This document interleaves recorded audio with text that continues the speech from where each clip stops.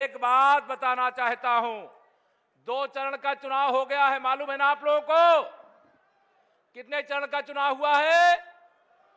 2 चरण के चुनाव में साइकिल उड़ करके सैफई चली गई है। कहां गई है? सैफई चली गई है। और श्री अखिलेश यादव जी का मानसिक संतुलन गड़बड़ा गया है। कल आपने देखा है जिस प्रकार से पुलिस ने गुंडों, अपराधियों, माफियाओं को ठोकने का काम 5 साल में किया है। कल जिस भाषा का वो प्रयोग कर रहे थे उससे स्पष्ट है कि साइकिल पूरी तरह से उत्तर प्रदेश से विदा हो गई है। 10 मार्च की प्रतीक्षा करिए। 10 मार्च को समाजवादी पार्टी को आप सब उत्तर प्रदेश की जनता, जनार्दन और कार्यकर्ता समाप्तवादी पार्टी बनाने वाले हैं। समाप्तवादी पार्टी। ये सपा, बसपा, कांग्रेस, इन सब का इतिहास आप सब जानते हैं। अभी मैनपुरी जिले की 4 सीटें हैं। कितनी सीटें हैं मैनपुरी में? 4 में से करहल विधानसभा से श्री अखिलेश यादव जी चुनाव लड़ रहे हैं। आप सबको मैं बताना चाह रहा हूं, अभी 2 दिन पहले मेरी सभा वहां पर थी।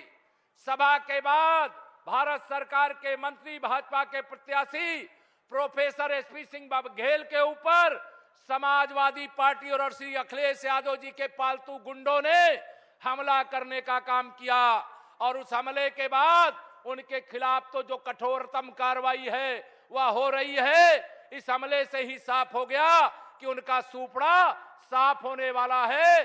करहल सहित मैनपुरी की 4 सीटों पर कमल खिलने वाला, 4 सीटों पर। और एक बात और बता दूं मजेदार, आज उन्होंने जब चुनाव हार रहे थे तो अपने पिताजी श्री मुलायम सिंह यादव जी को बुलवाया कि आप मेरे पक्ष में अपील कर दीजिए। और वो वहां गए और श्री अखिलेश यादव जी का नाम ही नहीं लिया मंच से। आप ये समझ सकते हैं कि जिस प्रकार से पूरे प्रदेश में भाजपा की आंधी चल रही है, जिस प्रकार से गरीब कल्याण के लिए सरकार ने खजाने का मुंह खोलने का काम किया है, किसान हो, मजदूर हो, नौजवान हो, माता हो, बहन हो, सबके जीवन में एक अलग प्रकार की खुशियां लाने के लिए डबल इंजन की सरकार, केंद्र में माननीय नरेंद्र मोदी जी के नेतृत्व वाली सरकार और प्रदेश में आदरणीय योगी आदित्यनाथ जी के नेतृत्व वाली सरकार के माध्यम से आप बताइए 2017 से पहले आपको कितने घंटे बिजली मिलती थी? याद है कि भूल गए? कितने घंटे मिलती थी? हर चुनाव में मुद्दा होता था कि बिजली आती नहीं, और 2022 के चुनाव में मुद्दा है बिजली जाती नहीं। अंतर है कि नहीं है? हर चुनाव में मुद्दा बनता था विकास हो नहीं रहा। इस बार विपक्ष विकास के मुद्दे पर बात कर नहीं रहा। श्री अखिलेश यादव जी, मायावती जी, राहुल गांधी जी, प्रियंका गांधी जी, या सब जितने भी हैं मिलकर के कोशिश तो बहुत किए, 400 सीटों का सपना देखने लगे, लेकिन अब 40 भी कहने का साहस इनको नहीं हो रहा है। मेरे भाई बहनों, आप सबको आह्वान करता हूं, 2022 के इस महासंग्राम में, 2022 के इस विधानसभा चुनाव में आप सभी के आशीर्वाद से, जहां अभी 20 तारीख को मतदान होना है, उस 20 तारीख के मतदान वाले क्षेत्र के कार्यकर्ता साथी यहां पर बैठे हैं, जनता जनार्दन बैठी है। मैं आपसे अपील करना चाहता हूं, मंच में जितने भी हमारे यहां प्रत्याशी साथी बैठे हैं सबके लिए अपील करना चाहता हूं। वह तो प्रत्याशी हैं ही, केशव प्रसाद मौर्य भी प्रत्याशी है, और आप सब भी 3 दिन का, 4 दिन का जो समय बचा है, इस 4 दिन को प्रत्याशी की तरह कमल खिलाने के लिए, गठबंधन प्रत्याशियों के उनके चुनाव निशान पर जिताने के लिए 4 दिन का समय दोगे? दोनों हाथ उठा के बताओ, 4 दिन का समय दोगे?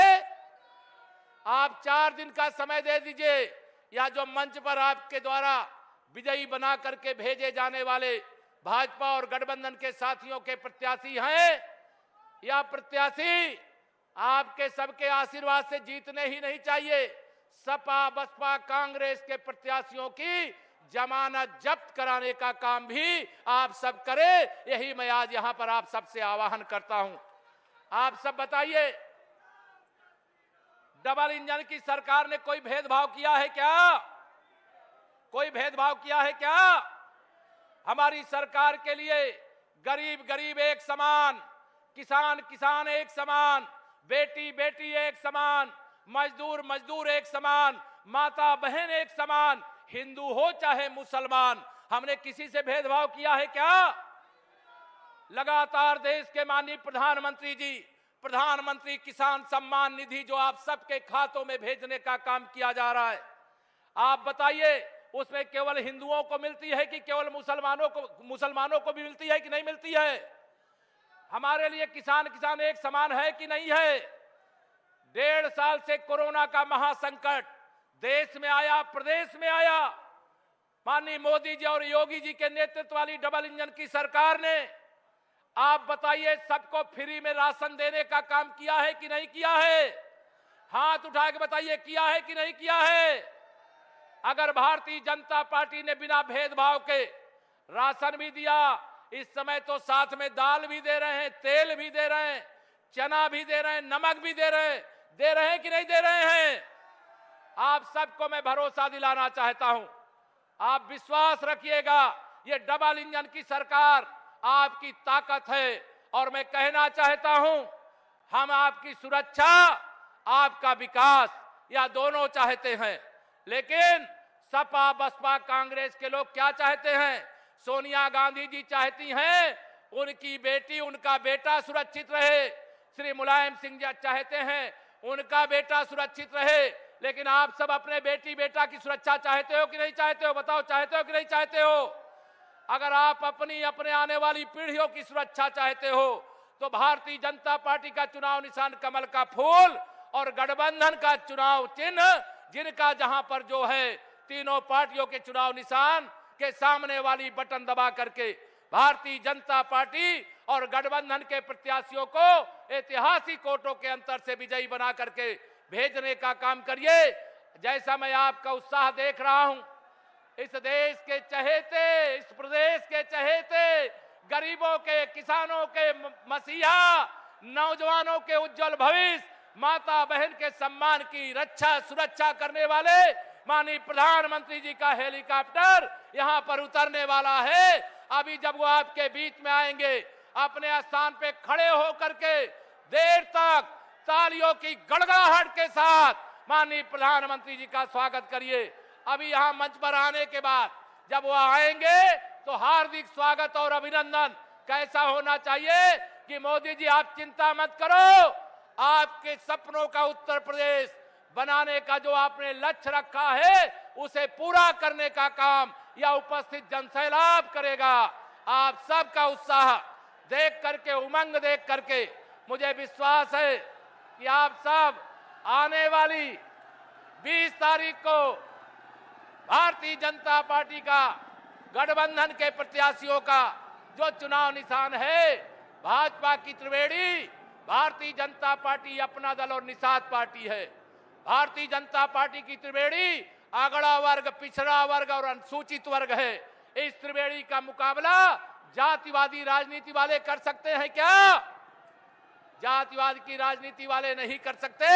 इसलिए राष्ट्रवाद और विकासवाद की राजनीति, गरीबवाद की राजनीति, घर घर पानी पहुंचाने की राजनीति, गरीब को पक्का मकान देने की राजनीति, रसोई गैस का कनेक्शन देने की राजनीति करने वालों के लिए आप सब अपना अपना आशीर्वाद दें, या निवेदन करता हूं। और मैं मानवेंद्र जी को बुलाऊंगा, कुछ देर चर्चा करते रहें।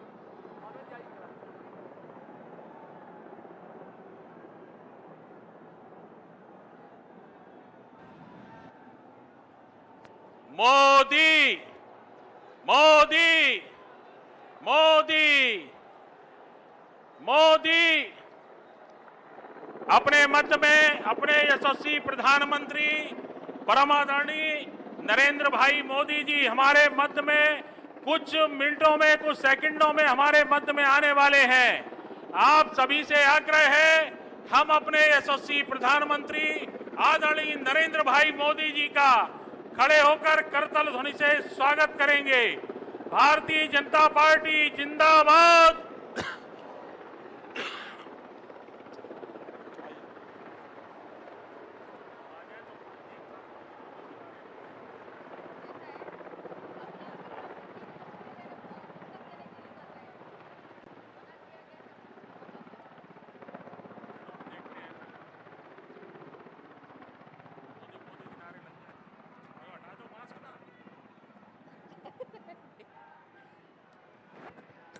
मोदी मोदी मोदी मोदी मोदी मोदी भारत माता की मोदी मोदी मोदी योगी मोदी योगी मोदी के सब जिंदाबाद। मोदी केशव जिंदाबाद मोदी केशव जी जिंदाबाद भारत माता की भारत माता की मोदी केशव जिंदाबाद मोदी केशव जिंदाबाद। जिंदाबाद जिंदाबाद मोदी केशव जिंदाबाद। जिंदाबाद जिंदाबाद मोदी केशव जिंदाबाद। जिंदाबाद जिंदाबाद। कौन आया मोदी आए मोदी आए।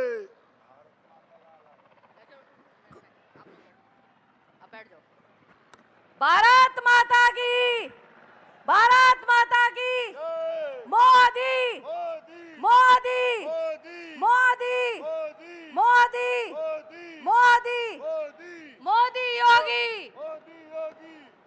एक ही नारा एक ही नाम जय श्री राम मोदी मोदी मोदी मोदी। बोलो बोलो बोलते रहो बोलते एक ही नारा एक ही नाम। एक ही नारा एक ही नाम। गूंज रहे हैं तीनों नाम मोदी योगी जय श्री राम। गूंज रहे हैं तीनों ही नाम मोदी योगी जय श्री राम। मोदी मोदी मोदी मोदी मोदी मोदी मोदी मोदी मोदी मोदी भारतीय जनता पार्टी। जिंदाबाद जिंदाबाद। भारतीय जनता पार्टी। जिंदाबाद जिंदाबाद। भारतीय जनता पार्टी। जिंदाबाद जिंदाबाद। मोदी केशव जिंदाबाद। जिंदाबाद जिंदाबाद। मोदी केशव जिंदाबाद। जिंदाबाद जिंदाबाद। वंदे मातरम जय श्री राम। जय श्री राम जय श्री राम। वंदे मातरम जय श्री राम। जय श्री राम जय श्री राम। वंदे मातरम जय श्री राम। जय श्री राम जय श्री राम। मोदी केशव जिंदाबाद। जिंदाबाद जिंदाबाद। मोदी केशव जिंदाबाद। जिंदाबाद जिंदाबाद। वंदे मातरम जय श्री राम। जय श्री राम जय श्री राम। वंदे मातरम जय श्री राम। जय श्री राम जय श्री राम। मोदी मोदी मोदी मोदी। अपने देश के यशस्वी प्रधानमंत्री जी का मोदी मोदी कह के इतनी जबरदस्त आवाज के साथ स्वागत करिए कि ये पूरा पांडाल मोदी मोदी से गुंजायमान हो जाए और वो जब बाहर निकले तो एक दिव्य और भव्य स्वागत उनका इंतजार कर रहे हो। बोलिए मोदी मोदी मोदी मोदी मोदी। मोदी। सभी से मेरा आग्रह है जब माननीय प्रधानमंत्री जी मंच पर जब उपस्थित हो तो खड़े होकर करतल ध्वनि के साथ में जोरदार तालियों की गड़गड़ाहट के साथ में आप सभी लोगों से मेरा निवेदन है इस मंच के माध्यम से जोरदार तालियों के साथ में स्वागत करिएगा। भारत माता की भारत माता की। वंदे मातरम, जय श्री राम। वंदे मातरम, जय श्री राम। मोदी मोदी मोदी। भारत माता की, भारत माता की। दोनों हाथ उठा करके, मुट्ठी भींच करके, जब तक माननीय प्रधानमंत्री जी मंच पर ना आ जाए तब तक जोरदार मुट्ठी बंद करके ये जयकारे होते रहना चाहिए। भारत माता की, भारत माता की, भारत माता की, भारत माता की। वंदे मातरम, जय श्री राम। वंदे मातरम, जय श्री राम। भारत माता की, भारत माता की, भारत माता की।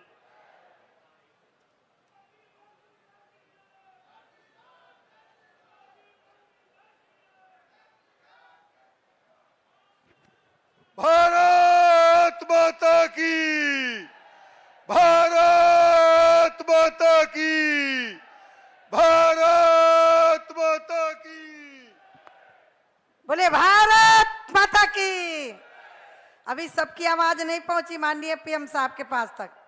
भारत के गौरव, यही वो पावन धरा है जहां 17 में माननीय प्रधानमंत्री जी ने आपका आह्वान किया था। आपने यहां से पूरी की पूरी 6 सीटें और बांदा की सीटें आपने दी थी। जरा जोर से हाथ खड़ा करिए। भारत माता की, भारत माता की। अरे फतेहपुर वालों की इतनी आवाज है क्या? बोले भारत माता की, भारत माता की, भारत माता की। नरेंद्र मोदी, योगी मोदी, योगी मोदी, योगी मोदी, योगी मोदी, योगी मोदी, योगी मोदी, योगी मोदी, योगी मोदी, योगी मोदी, योगी मोदी, योगी मोदी, योगी मोदी। अभी आवाज कम आ रही है आपकी भाई, पीछे वाले लोगों जरा हाथ खड़ा करिए दोनों। माननीय प्रधानमंत्री जी के स्वागत में जब माननीय प्रधानमंत्री जी मंच पर आए, दोनों हाथ खड़े करके करतल ध्वनि से स्वागत करेंगे सभी लोग। जरा जोर से बोलिए। माननीय प्रधानमंत्री जी को यह पता चले कि मैं पुनः फतेहपुर में आया हूं, जहां के शेरों के अंदर ये ताकत है। फतेहपुर तो जिताएंगे ही, अगल बगल की सीटें भी पूरी की पूरी जीतेंगी।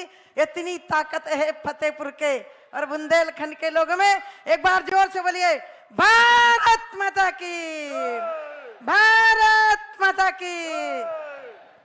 जय श्री राम, जय श्री राम, जय श्री राम।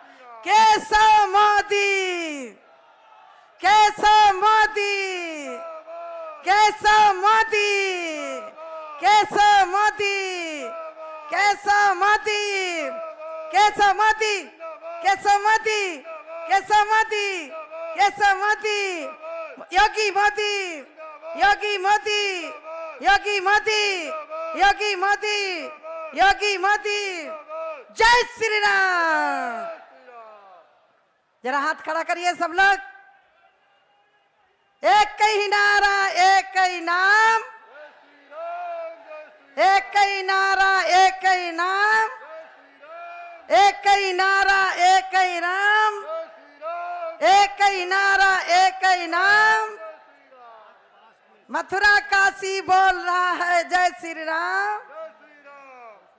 मथुरा में भी योगी योगी, मथुरा में भी योगी योगी, फतेहपुर में योगी योगी, हुसैनगंज में योगी योगी, जहानाबाद में योगी योगी, बिंदकी में भी योगी योगी, फतेहपुर में भी मोदी मोदी, बांदा में भी मोदी मोदी, बांदा में भी मोदी मोदी, फतेहपुर में मोदी मोदी, जहानाबाद में मोदी मोदी, खागा में भी मोदी मोदी, अयासा में मोदी मोदी, फतेहपुर में मोदी मोदी, मोदी मोदी मोदी। जय श्री राम। एक बार जरा दोनों हाथ खड़ा करिए। जय श्री राम,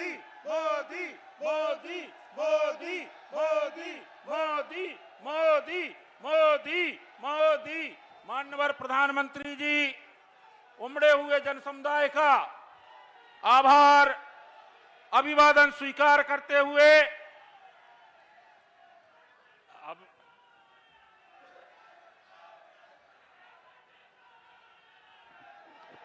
हमारे बीच में इस देश के यशस्वी प्रधानमंत्री उपस्थित हो चुके हैं। अंत्योदय से राष्ट्रोदय की संकल्पना को साकार करते हुए यशस्वी प्रधानमंत्री श्री नरेंद्र मोदी जी का बुंदेलखंड की पावन भूमि पर हम करतल ध्वनि के साथ में अपनी जगह पे खड़े होके, मेरा सभी से आग्रह, अपनी जगह पे खड़े होके तालियों की गड़गड़ाहट के साथ में स्वागत करिए।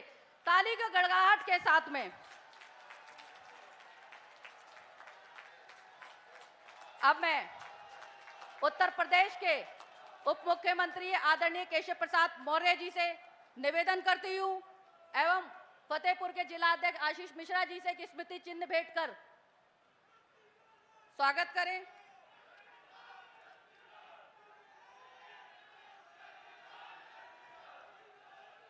आदरणीय केशव प्रसाद मौर्य जी से उप मुख्यमंत्री जी से मेरा निवेदन है, माननीय प्रधानमंत्री जी का शब्दों में स्वागत करें।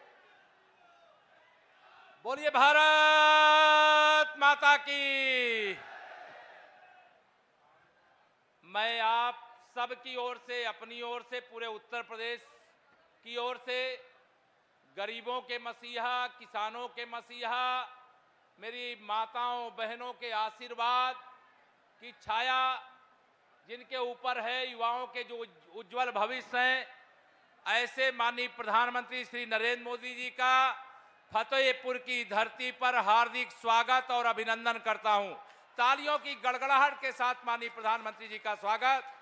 और मैं बहुत बातें आप सबके सामने कहना है, मंच पर हमारे तमाम सब वरिष्ठ नेता हैं, लेकिन आप भी और मैं भी किनको सुनना चाहते हैं? माननीय प्रधानमंत्री जी को बताइए, सुनना चाहते हैं कि नहीं सुनना चाहते हैं? तो माननीय प्रधानमंत्री जी को सुनना है, इसलिए मैं तो आपके बीच में हरदम आता रहता हूं। यही निवेदन करके हर बूथ को विधानसभा समझ करके कमल खिलाइए। 2022 को जीत करके 2024 को भी आगे बढ़ाने की तैयारी करिए। मैं बिना कोई औपचारिकता किए हुए एक बार फिर से माननीय प्रधानमंत्री जी का फतेहपुर में, उत्तर प्रदेश में हार्दिक स्वागत अभिनंदन करते हुए सादर आमंत्रित करता हूं कि वो अपना आकर के उद्बोधन देने की कृपा करें। माननीय प्रधानमंत्री।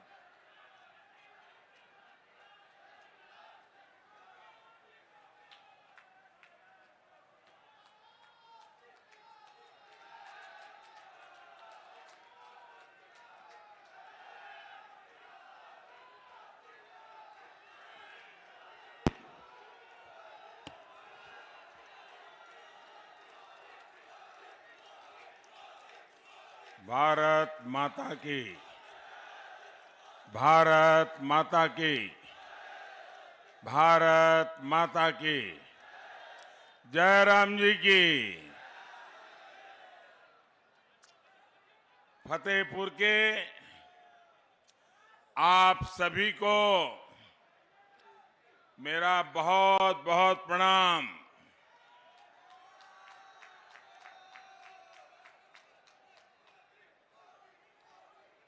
कल रात यूपी के कुशीनगर में एक परिवार शादी की रस्म में आनंद उत्सव में था और अचानक एक ऐसा हादसा हुआ।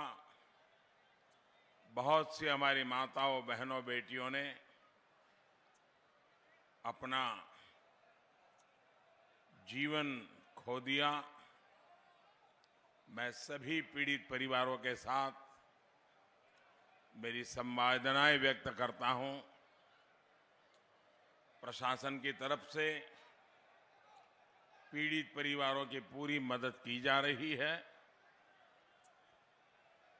साथियों, मैं अभी पंजाब से आ रहा हूं। मुझे पंजाब में बहुत सालों तक काम करने का अवसर मिला है, लेकिन इस बार मैंने जो पंजाब का मिजाज देखा है, पंजाब के लोगों का भारतीय जनता पार्टी को विजयी बनाने का जो जोम और जुस्सा देखा है वो वाकई अद्भुत है भाइयों, अद्भुत है। मुझे उत्तर प्रदेश में भी पहले दूसरे चरण में कई स्थानों पर जाने का अवसर मिला और जैसा 2 चरणों में मैंने देखा है, तीसरे चरण के भी कुछ कार्यक्रम किए। मैं देख रहा हूं कि हर चरण में एक से बढ़कर एक ऐसे जनता जनार्दन का समर्थन बढ़ता ही चला जा रहा है। मैं उत्तर प्रदेश के लोगों का इसलिए हृदय से बहुत बहुत धन्यवाद करता हूं। मैं प्रशासन को भी अभिनंदन करता हूं क्योंकि उत्तर प्रदेश में शांतिपूर्ण चुनाव करवाना ये बहुत बड़ी सौगात है और इसलिए प्रशासन के भी लोग, सुरक्षा बल, सभी अभिनंदन के अधिकारी हैं। आज यहां बांदा सहित आसपास के जिलों के हजारों साथी भी यहां पहुंचे हैं। झांसी, ललितपुर, हमीरपुर, महोबा और रायबरेली से भी हजारों मतदाता टेक्नोलॉजी के माध्यम से वर्चुअली बहुत बड़ी मात्रा में आज हमारे साथ इस कार्यक्रम में जुड़े हुए हैं। मैं दूर दूर देख रहा हूं और जहां हेलीकॉप्टर लैंड किया उसके भी चारों तरफ मैंने देखा, कहीं पर पैर रखने की जगह नहीं है।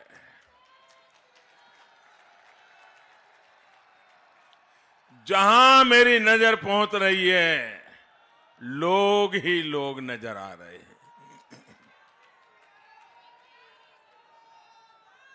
आपका ये प्यार, इतनी बड़ी तादाद में आप सब हम लोगों को आशीर्वाद देने के लिए आए, मैं आप सभी का हृदय से धन्यवाद करता हूं, आप सबका अभिनंदन करता हूं।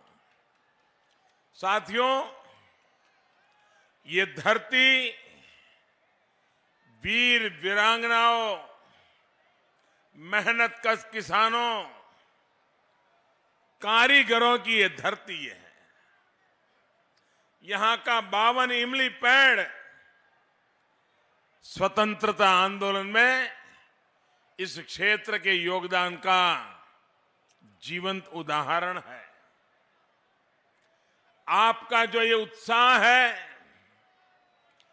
उसमें आने वाले 5 चरणों के नतीजों की भी एक झलक दिखाई दे रही है।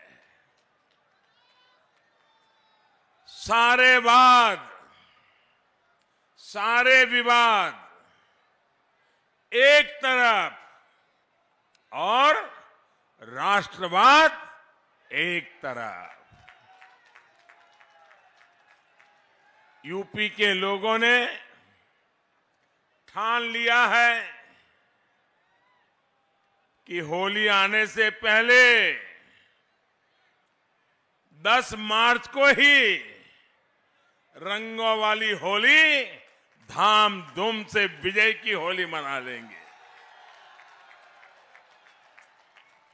भाइयों और बहनों, फतेहपुर बुंदेलखंड के क्षेत्र में पराक्रम, वीरता, ये यहां के लोगों की नसों में है, खून में है।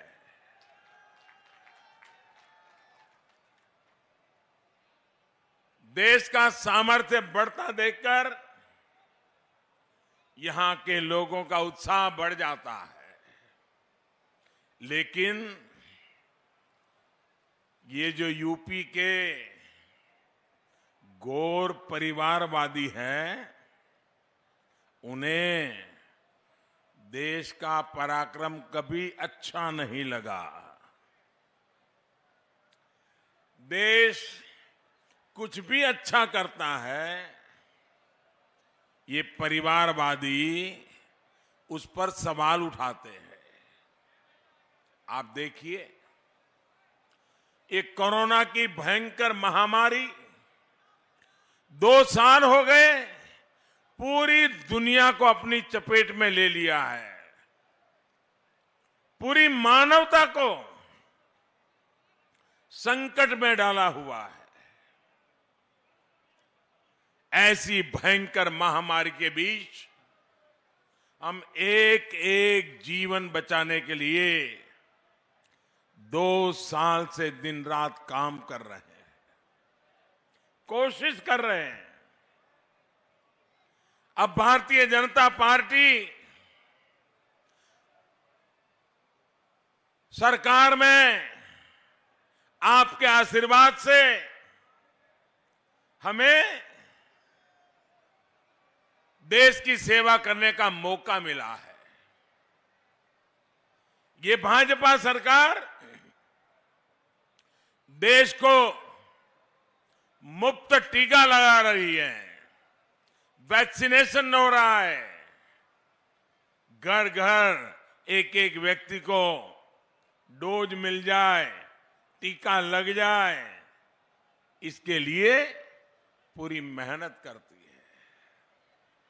भाइयों बहनों, आप सबको टीका लगा है? जरा हाथ ऊपर करके पूरी ताकत से बताइए, टीका लगा है? सबको टीका लगा है? क्या आपसे किसी ने टीके का पैसा लिया है क्या? आपको कोई खर्चा करना पड़ा है क्या? ये भारत सरकार ने आपकी चिंता की है कि नहीं की है? इतने बड़े संकट से आपको रक्षा कवच दिया है कि नहीं दिया है? इतना बड़ा सेवा का काम, इतना बड़ा पवित्र काम, सच्चे अर्थे मानव की जिंदगी बचाने का, मानवता का काम, लेकिन ये परिवारवादी क्या बोल रहे हैं? ये तो भाजपा का टीका है। भाइयों बहनों, आपको जब टीका लगाया तो किसी ने कहा था कि भाजपा का टीका है। अरे तो कोरोना से बचने का टीका है। जब यूपी के लोगों ने इनकी बात अनसुनी कर दी, और कभी कभी तो मुझे लगता है कि टीके से 2 लोग डरते हैं, टीके से 2 लोग डरते हैं, एक कोरोना वायरस और दूसरे ये टीका विरोधी लोग।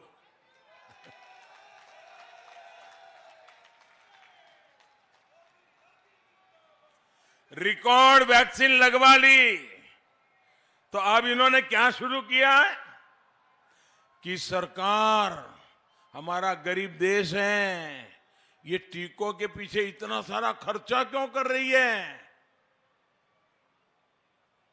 भाइयों बहनों, मुझे बताइए, आपकी जिंदगी बचाने के लिए सरकार ने खर्चा करना चाहिए कि नहीं करना चाहिए?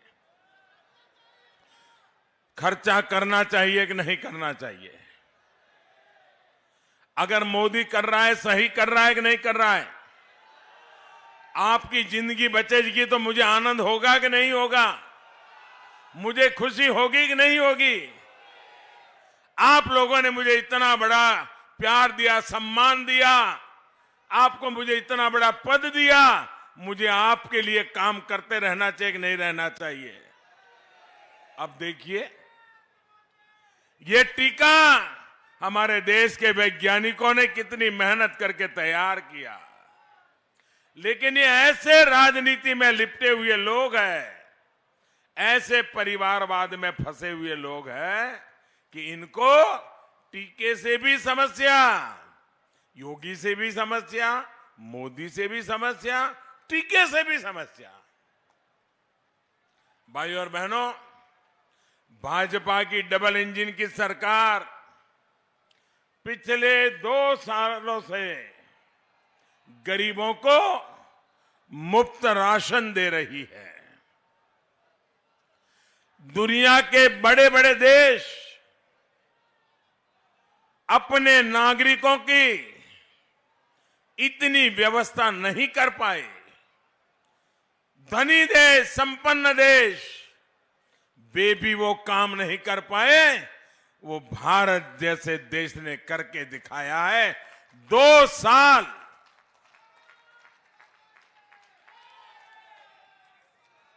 भाइयों बहनों, जब गरीब के घर में राशन पहुंचता है, मेरे मन में एक ही कामना रहती थी कि कोरोना का संकट आया है, संकट भयंकर है, परिवार में हालत ऐसी कि एक कमरे में मां बीमार हो, कोरोना की बीमारी आई हो, लेकिन दूसरे कमरे से बेटा मां के पास भी नहीं जा सकता था। ऐसी ये बीमारी, उस बीमारी में मेरे दिल में एक ही बात रहती थी कि मेरा कोई गरीब परिवार, मेरी कोई गरीब मां, मेरे देश का कोई गरीब बच्चा, उसको कभी भी भूखे सोने की नौबत ना आ जाए। कोई मेरा ऐसा गरीब परिवार न हो उसके घर में चूल्हा न जलता हो भाइयों। लेकिन जब भारत इतना बड़ा काम कर रहा है तो ये लोग मुफ्त राशन देने वाली इस योजना पर भी सवाल खड़े कर रहे हैं। और इसलिए भाइयों बहनों, मैं आज आपके बीच आया हूं इन लोगों से सतर्क रहने के लिए, आपको जगाने आया हूं कि ये लोग ऐसी ऐसी बातें करेंगे, ऐसी ऐसी हवाबाजी करेंगे, आपको गुमराह करने के लिए खेल खेलेंगे। ये ना गरीब का भला चाहते हैं और न ही ये देश का विकास चाहते हैं। भाइयों और बहनों, जब लाल किले से मैं पहली बार प्रधानमंत्री बना, लाल किले पर मेरा पहला भाषण था और मैंने लाल किले से जो भाषण दिया, देश में माताओं, बहनों, बेटियों की पीड़ा को दूर करने के लिए शौचालय बनाने की बात कही, तो इन्होंने विवाद खड़ा किया कि कैसा प्रधानमंत्री है कि लाल किले पर से जब दुनिया सुन रही है और ये शौचालय की बात कर रहा है। भाइयों बहनों, न उन्होंने गरीबी देखी है, न उन्होंने गरीब की मुसीबत देखी है, न हमारी माताओं बहनों को कैसी मुसीबत से गुजरना पड़ रहा है। जब शौचालय नहीं होते थे, सूरज उगने से पहले अंधेरे में उसको जाना पड़ता था और रात को वो अंधेरे का इंतजार करती थी और दिन में कभी जाने की जरूरत पड़ गई तो वो पीड़ा सहन करती थी, लेकिन वो शाम का इंतजार करती रहती थी। क्या कभी मेरी इन माताओं बहनों की पीड़ा के विषय में किसी सरकार को सोचने की फुर्सत थी क्या? वो ऐसी जगह पे बैठे हैं कि उनको जमीन कभी दिखती नहीं थी। भाइयों बहनों, मैं तो आपके बीच में ऐसे आया हूं, इसलिए मुझे पता है पीड़ा क्या होती है, दर्द क्या होता है, मुसीबतें क्या होती हैं। और इसलिए भाइयों बहनों, जब मैंने शौचालय बनाने का अभियान चलाया, सरकारी खजाना मैंने खर्च करना तय कर लिया। मैंने कहा जिसको मेरी आलोचना करनी है करेंगे, जिसको मुझे नीचा दिखाने का प्रयास करना है वो करते रहेंगे, लेकिन मैं हिंदुस्तान में मेरी माताओं बहनों के लिए शौचालय के अभियान को चलाऊंगा। आज गांव गांव घर घर शौचालय बने और मैं तो मेरे उत्तर प्रदेश की बेटियों का हृदय से अभिनंदन करना चाहता हूं, क्योंकि मेरी उत्तर प्रदेश की बेटियों ने जब ये शौचालय बना रहे थे तो मैं एक स्थान पर खुद शौचालय बनाने के काम में हिस्सेदार बनने के लिए गया था। तो वहां मुझे बताया गया कि हमने तो इसका नाम इज्जतघर रखा है। मेरी बेटियों ने मुझे कहा ये शौचालय सिर्फ नहीं है कि हम बहन बेटियों के लिए इज्जतघर है। जिस प्रदेश में ऐसी उम्दा सोच हो भाइयों बहनों, उस प्रदेश के लिए, उस देश के लिए जी जान से काम करना ये मेरा सौभाग्य है दोस्तों, मेरा सौभाग्य है। केंद्र सरकार ने जब 3 तलाक के विरुद्ध कानून बनाया तो एक कानून के खिलाफ ये पूरे सारे कुनबा उसके खिलाफ हो गया, 3 तलाक के समर्थन में खड़े हो गए। मैं तो हैरान हूं, 21 सदी में जी रहे हैं, एक कितने स्वार्थ में डूबे हुए हैं कि जो लोग उनको वोट देते हैं उनका भला भी नहीं सोच पाते हैं। ऐसे लोगों पे कभी भरोसा किया जा सकता है क्या? ऐसे लोगों पे भरोसा किया जा सकता है क्या?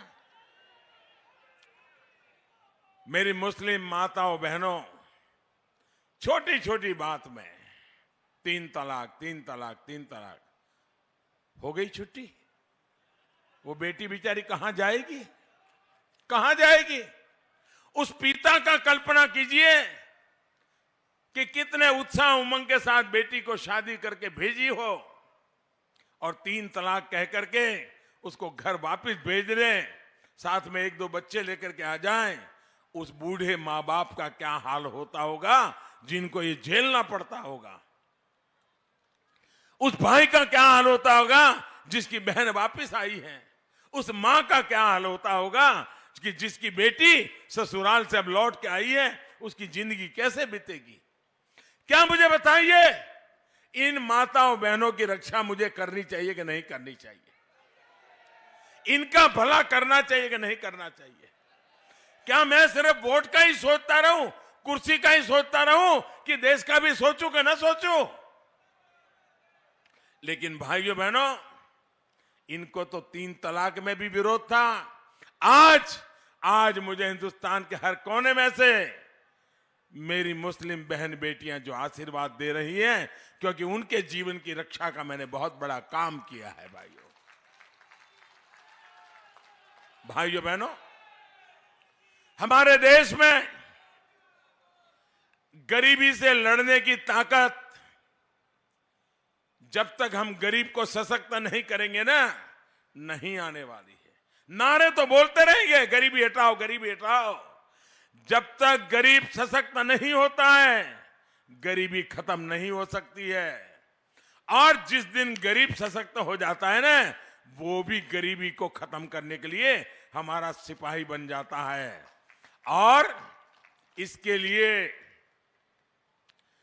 उस परिवार की गरीब मां का सशक्तिकरण, अगर गरीब मां को ताकत मिल गई ना, आप देख लीजिए गरीबी को सामने लड़ने के लिए पुरुष के पास समय बच जाएगा, वो मेहनत करेगा और दोनों मिलकर के देखते ही देखते गरीबी से बाहर आ सकते हैं। और सरकार का ये काम है और ये काम करने के लिए आपने मुझे बिठाया है। गरीबों का भला करने के लिए आपने मुझे बिठाया है।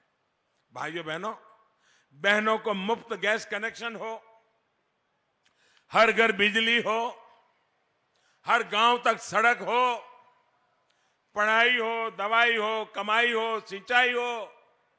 गरीब के लिए हम जो भी काम करें, ये परिवारवादियों को, जिन्होंने गरीबों को वोट बैंक बना के रखा था, उनकी नींद हराम हो गई है कि हमने तो नारे दे करके उनको पकड़ के रखा। ये मोदी शौचालय दे रहा है, ये मोदी घर दे रहा है, ये मोदी गैस का कनेक्शन दे रहा है, ये मोदी बैंक के खाते लगा रहा है, ये मोदी बच्चों को पढ़ाई के लिए व्यवस्था कर रहा है, ये मोदी मुफ्त में बीमार हो गए तो दवाई की व्यवस्था करता है।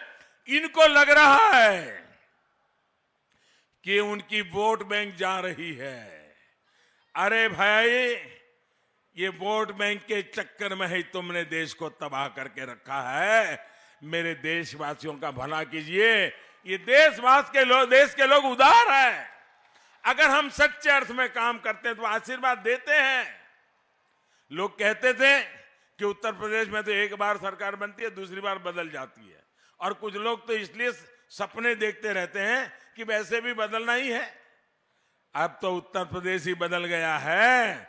उत्तर प्रदेश ने तो 2014 में हमें समर्थन दिया, 2017 में दिया, 2019 में दिया, और इसलिए वो पुराने वाली थियरी उत्तर प्रदेश ने खत्म पहले से ही कर दी है। और इसलिए 2022 में भी भारतीय जनता पार्टी विजयी होकर के रहेगी। ये मैं आप में से देख रहा हूं, आपके उत्साह में से देख रहा हूं।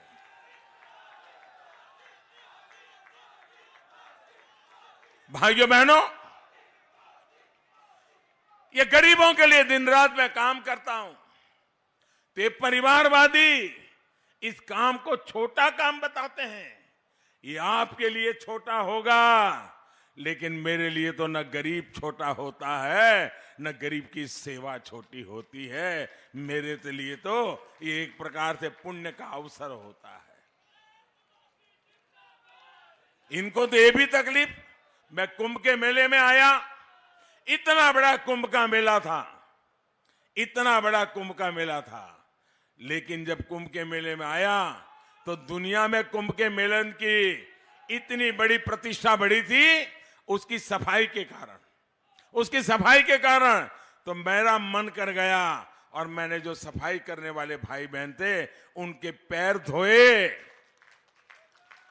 उनके आशीर्वाद लिए। भाई, इतना बड़ा काशी विश्वनाथ धाम बन गया, चारों तरफ जय जयकार हो रहा था, लेकिन मेरा ध्यान तो उस मजदूर की तरफ था जिसने मेहनत करके काशी विश्वनाथ धाम बनाया था।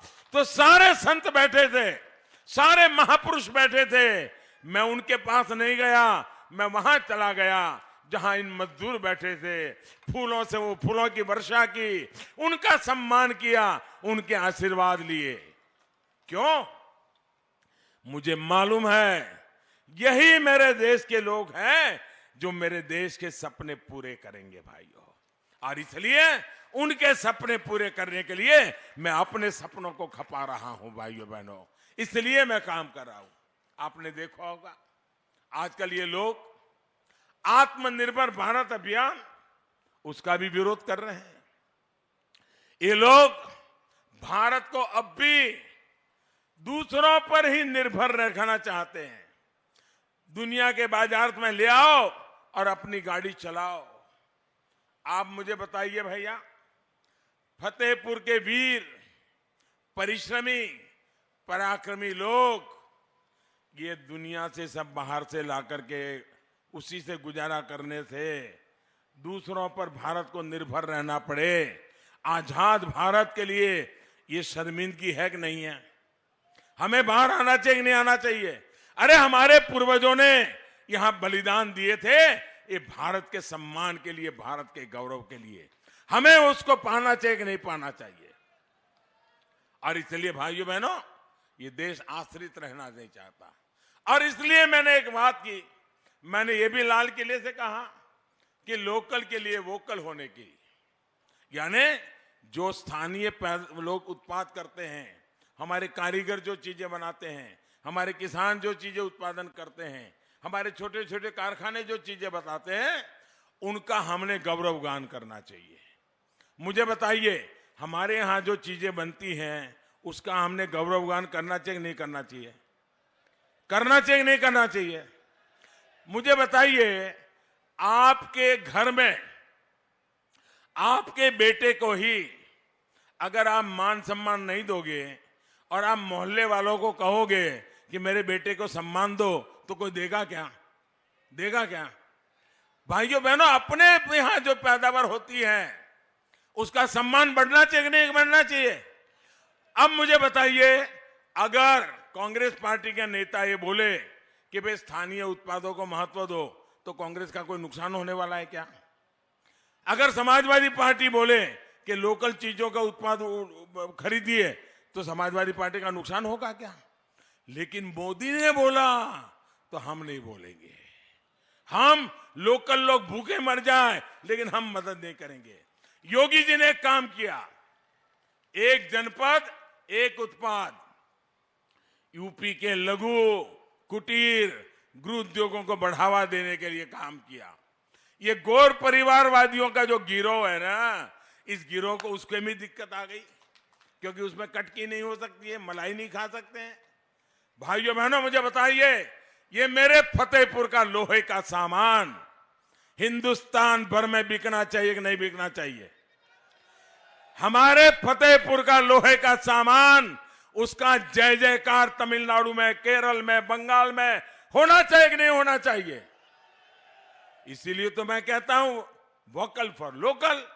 अब मुझे बताइए, यहां का पेड़ा, हमारे यहां का पेड़ा, ये पेड़ा भी दुनिया में मशहूर होना चाहिए कि नहीं होना चाहिए? उसका भी मार्केट बनना चाहिए कि नहीं बनना चाहिए? यहां जो हमारा बेडशीट, क्या ये बेडशीट जो बनती है वो भी हिंदुस्तान के बाजार में बिकनी चाहिए कि नहीं बिकनी चाहिए? यहां के लोगों को ज्यादा काम मिलना चाहिए कि नहीं मिलना चाहिए? हमारे बांदा के सजर पत्थर की कलाकारी को विश्व भर में पहचान दिलानी चाहिए कि नहीं दिलानी चाहिए? ऐसी प्राकृतिक संपदा, ऐसी कलाकारी दुनिया में बहुत कम देशों के पास होती है, जो आप लोगों के पास है, और मैं उसका झंडा लेकर के घूम रहा हूं। भाइयों साथियों, ये हमारा बुंदेलखंड, ये बुंदेलखंड तो अपने खिलौने के लिए, हथकरघा हस्तशिल्प की अपनी समृद्ध परंपरा के लिए मशहूर रहा है। हमारे जनजातीय बहन भाइयों का हस्तशिल्प तो पूरी दुनिया में सचमुच में श्रेष्ठ है। हमारी सरकार ने देश में ही खिलौने बनाने वालों को प्रोत्साहन देने के लिए, अपने कारीगरों को बढ़ावा देने के लिए विशेष योजना शुरू की है। और इसके साथ बच्चों के मन में संस्कार भी है। बचपन में अगर उसके दिमाग में विदेशी खिलौना घुस गया ना, तो जिंदगी भर उसको विदेशी चीजों का मोह रहेगा, हिंदुस्तान की चीज पसंद नहीं आएगी। बचपन में वो खिलौने भी खेलेगा तो मेरे देश का खिलौना होगा, मेरे देश के किसी गरीब का बनाया हुआ खिलौना होगा, तब जाकर के मेरे देश की चीजों का सम्मान बढ़ेगा। भाइयों, और इसके लिए जब मैं वोकल होने की बात करता हूं, जोर जोर से हमारी उत्पाद के संबंध में बोलने के लिए कहता हूं, तो ये परिवारवादियों को इसका भी दर्द होता है। असल में इनको समस्या ये है कि अगर देश के गरीब, दलित, पिछड़े, आदिवासी को साधन मिल गए, शक्ति मिल गई, आंख उठाकर बोलने की उसको ताकत मिल गई, तो ये वोट बैंक की राजनीति करने वाले, परिवारवाद की राजनीति करने वाले, इनकी सारी राजनीति ही धरी की धरी रह जाएगी। भाइयों, ये कट कमीशन का जो माफिया इन्होंने बनाया है, वो आत्मनिर्भर भारत अभियान से बर्बाद हो जाएगा, इसकी चिंता है। साथियों, फतेहपुर की मिर्च, झांसी की तुलसी, महोबा का देशावरी पान, ऐसे अनेक कृषि उत्पादों के लिए ये पूरा क्षेत्र बहुत मशहूर है। विशेष रूप से छोटे किसानों के लिए ऐसी फसलें सम्मान और समृद्धि देने वाली है। आप बताइए, दशकों तक बार बार ये घोर परिवारवादी यहां सत्ता में आए, इन्होंने इन फसलों के लिए, छोटे किसानों के लिए कुछ भी किया क्या? आज हम बीज से बाजार तक किसानों के लिए नई व्यवस्थाएं बना रहे हैं। किसानों के बैंक खाते में सीधे हजारों रुपये भेज रहे हैं, वरना इन्होंने तो किसानों के नाम पर झूठी घोषणाएं करके अपने परिवार, अपने नाते रिश्तेदारों की ही तिजोरियां भरी हैं। ऐसे घोर परिवारवादियों को अब यूपी की सत्ता के आसपास भी फटकने नहीं देना है। साथियों, हम यूपी में डेयरी सेक्टर के विस्तार के लिए, पशुपालन को बढ़ावा देने के लिए भी निरंतर काम कर रहे हैं। पूरे यूपी में बायोगैस प्लांट का नेटवर्क भी बनाया जा रहा है। जो डेयरी प्लांट है वो गोबर से बनी बायोगैस से बिजली बनाए, इसकी व्यवस्था की जा रही है। हमारा प्रयास है कि दूध न देने वाले जो बेसहारा पशु हैं, उसके गोबर से भी पशुपालक को इनकम हो, अतिरिक्त कमाई हो, इस दिशा में हम काम कर रहे हैं। यूपी में बेसहारा पशुओं के लिए गौशालाओं के निर्माण का काम भी किया जा रहा है। 10 मार्च को दोबारा सरकार बनने के बाद ऐसे कार्यों को और गति दी जाएगी ताकि बेसहारा पशुओं से होने वाली परेशानी कम हो। आपका जो संकट है उसको हम दूर कर पाए, ये हम चिंता करते हैं। साथियों, फतेहपुर के लोग कभी नहीं भूल सकते हैं कि पिछली सरकार के लोग यहां कैसे कैसे दबंगई करते थे।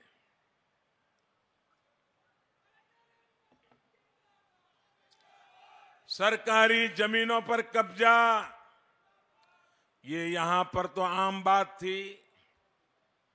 अवैध खनन माफिया ने तो फतेहपुर समेत इस पूरे इलाके को तबाह कर दिया था। योगी जी की सरकार अब माफियाओं का इलाज, मुझे बताइए, इलाज करना चाहिए कि नहीं करना चाहिए? ये इलाज होना चाहिए कि नहीं होना चाहिए? योगी जी सही कर रहे हैं कि नहीं कर रहे हैं? केशव जी सही कर रहे हैं कि नहीं कर रहे हैं? साथियों, गौर परिवारवादियों ने यहां गन्ना मालिकों के जो दुनिया थी, आंख मिचौली की और गन्ना मिलों को बंद किया। सिंचाई की सुविधा देने के बजाय खनन माफिया को, अवैध कब्जा माफिया को, उन्हीं को पाला पोसा था। दशक तक ऐसी अनेक सिंचाई परियोजनाओं को लटकाए रखा। तब इनको बुंदेलखंड और अवध के किसानों की याद नहीं आई। ये हमारी सरकार है जिसने यहां के किसानों की इस तकलीफ को समझा। बाणसागर परियोजना, अर्जुन सहायक परियोजना, सरयू नहर राष्ट्रीय परियोजना, ऐसी कितनी ही परियोजनाएं डबल इंजन की सरकार ने पूरी कराई है। भाइयों बहनों, बुंदेलखंड के लाखों किसान कितने दशकों से केन बेतवा को लिंक करने की मांग करते रहे हैं। केन बेतवा, इसको लिंक करने की मांग थी कि नहीं थी भैया? लोग चाहते थे कि नहीं चाहते थे? लेकिन ये काम पूरा करने का बीड़ा हमारी डबल इंजन की सरकार ने उठाया है। 44,000 करोड़ रुपए से अधिक, 44,000 करोड़ से अधिक लागत से बुंदेलखंड में खेत खेत तक पानी पहुंचाया जाएगा। भाइयों, ये काम हम कर रहे हैं। लेकिन साथियों, आपको ये ध्यान रखना है कि परिवारवादियों को अगर मौका मिल गया तो उनकी दुनिया चालू रखने के लिए एक केन बेतवा लिंक परियोजना, जिसे मैं पूरा करना चाहता हूं, उसमें भी रोड़े अटकाएंगे, रोड़े डाल देंगे। साथियों, पानी के नाम पर सालों तक इन्होंने क्या क्या खेल खेला है, ये आप लोग भली भांति जानते हैं। यूपी की बुंदेलखंड की बहन बेटियों के साथ तो इन्होंने बार बार विश्वासघात किया है। अब हमारी सरकार यहां हर घर जल अभियान चला रही है। 2 सालों के भीतर ही यूपी की लाखों बहनों के घर पर नल से जल पहुंच चुका है। 10 मार्च को जब फिर डबल इंजन की सरकार आएगी तो तेजी से नल कनेक्शन देने का काम किया जाएगा। और मेरी माताएं बहनें नल से जल के मेरे अभियान को लेकर के मुझे लगातार आशीर्वाद दे रही है। भाइयों बहनों, भाजपा सरकार का फतेहपुर और इस क्षेत्र से विशेष स्नेह है। गौर परिवारवादियों ने फतेहपुर को पिछड़ा मानकर और अपनी जिम्मेदारी उसी से पल्ला झाड़ लिया था, हाथ ऊपर कर दिए थे। भाजपा सरकार ने फतेहपुर की विकास की आकांक्षा को समझा और हमें आकांक्षी जिलों में इसको शामिल किया। आज फतेहपुर आकांक्षी जिलों में तेजी से विकसित होने के पैमाने पर काफी ऊपर आ रहा है। फतेहपुर में महान योद्धा अमर शहीद जोधा सिंह और ठाकुर दरियाव सिंह के नाम पर मेडिकल कॉलेज के लोकार्पण का सौभाग्य भी आप लोगों ने मुझे दिया था। यहां फतेहपुर में जन औषधि केंद्रों से लोगों को सस्ती दवाइयां भी मिल रही है। यूपी में भाजपा सरकार ने 1100 से ज्यादा जन औषधि केंद्र खोले हैं। इनसे हमारे गरीब भाइयों बहनों को करीब 700 करोड़ रुपए की बचत हुई है। फतेहपुर और आसपास के लोग ये भी नहीं भूल सकते कि कैसे इस क्षेत्र को पहले की सरकारों के समय बिजली के लिए तरसाया गया है। अब योगी जी की सरकार में पहले से कई गुना ज्यादा बिजली मिल रही है। हमारे लिए फतेहपुर का, प्रदेश का, देश का हर गांव, हर क्षेत्र महत्वपूर्ण है। गौर परिवारवादियों की सोच परिवार से शुरू होकर परिवार पर ही खत्म हो जाती है। एक छोटी सी सोच से यूपी जैसा बड़ा प्रदेश, इतनी बड़ी जनसंख्या वाला प्रदेश नहीं चलाया जा सकता है। यही वजह है कि फिर एक बार यूपी कह रहा है, आएगी तो भाजपा ही, आएगी तो भाजपा ही, आएंगे तो योगी ही। साथियों, गौर परिवारवादियों की लिस्ट में कुछ नाम ऐसे भी हैं जिन्होंने दशकों तक देश में और यूपी में सरकारें चलाई है, लेकिन आप लोगों ने जब से उन्हें यहां से बेदखल किया है, इन लोगों की यूपी के प्रति नफरत दिनों दिन बढ़ती जा रही है। इन परिवारवादियों के मुख्यमंत्री ने यूपी के लोगों का अपमान किया तो गांधी परिवार तालियां बजाता रहा, और आज ये लोग यूपी के लोगों से आकर वोट मांग रहे हैं। आपको इन परिवारवादियों से भी बचकर रहना है। साथियों, डबल इंजन की सरकार पूरे उत्तर प्रदेश को विकास के पथ पर आगे बढ़ा रही है।